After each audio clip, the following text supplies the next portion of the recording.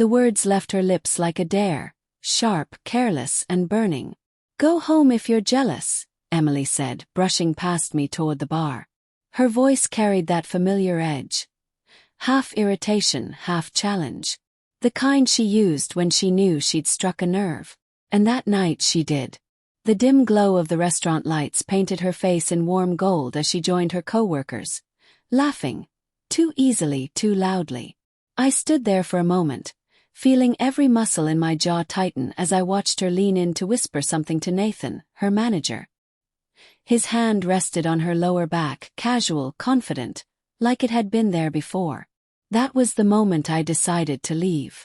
I turned without a word, walked out into the humid night air, and started the long drive home alone.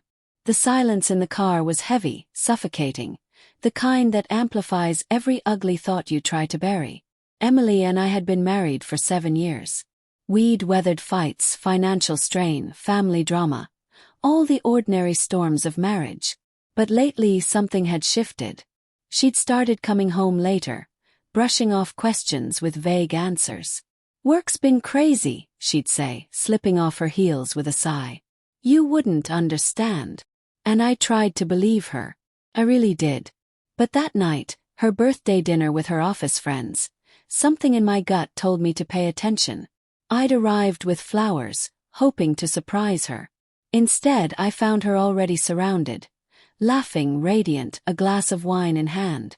It looked free, like she didn't belong to me anymore.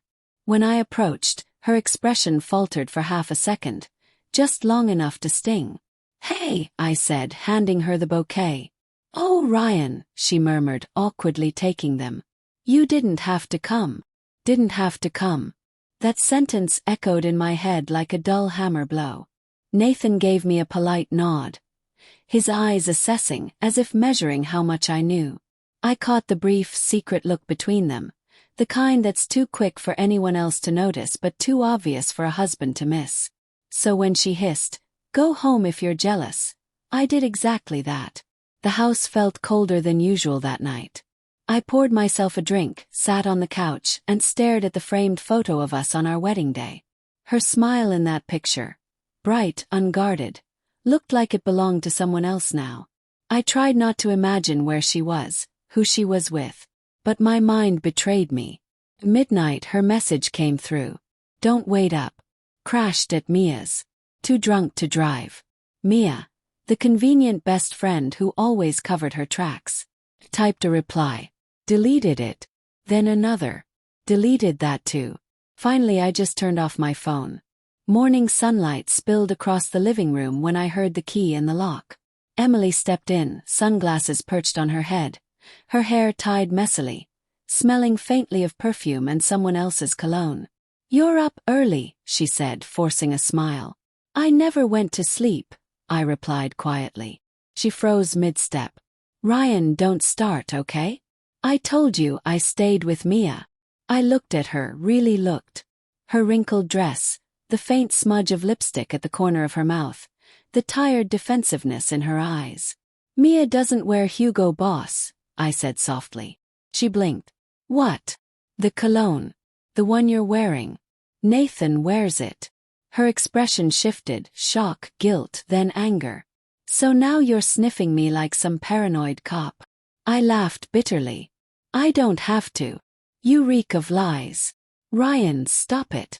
You're being ridiculous." "Am I? Because last night you told me to go home if I was jealous. So I did. And now I can't stop wondering what you did after I left." She looked away, swallowing hard. "I drank too much," she muttered. "We were just talking." "With him?" "Yes. He offered to drive me home," I interrupted. "Or to his place." Her silence was the answer I didn't want but already knew.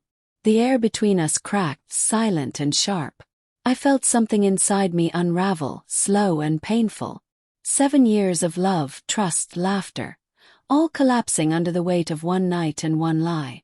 We didn't speak for days after that. She slept in the guest room. I buried myself in work. The house felt like a graveyard of memories. Photos, laughter, the scent of her perfume lingering on the sheets. Then one evening, she came into the living room and stood there quietly. "I made a mistake," she said finally, her voice trembling. "It didn't mean anything." I looked at her, exhausted. "You crossed a line, Emily. You can't take that back."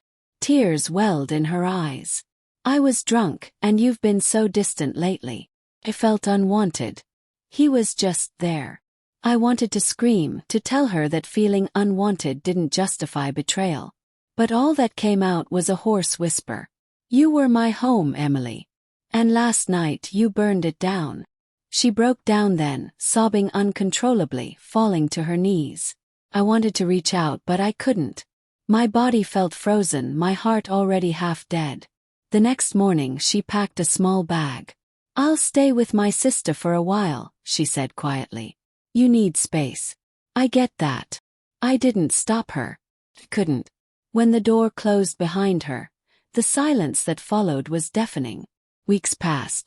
I went through the motions: work, gym, sleep, but inside I was unraveling. Every time I saw her toothbrush still by the sink or the empty space where her shoes used to be, I felt another small break inside me.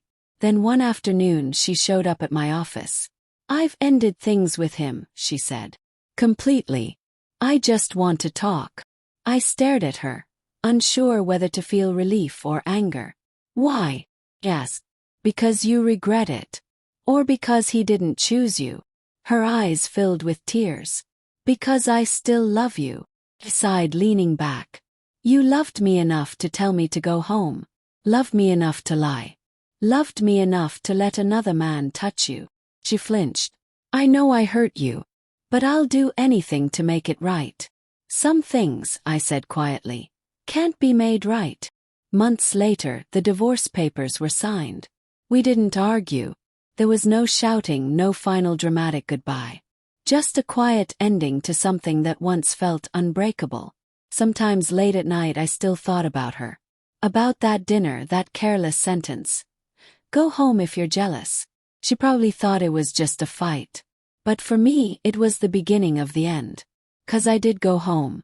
And in doing so, I realized that sometimes leaving isn't weakness. It's the only way to stop destroying yourself over someone who stopped caring the moment they thought you'd never walk away. Months later, she called me out of the blue. "I saw you today," she said softly. "You looked happy." I smiled faintly. "Maybe I am." Silence. Then, in a trembling voice, she said, "I never thought you'd actually go that night." I took a deep breath. Neither did I. And then I hung up. Outside, the world moved on, quiet, ordinary, forgiving. For the first time in years, so did I.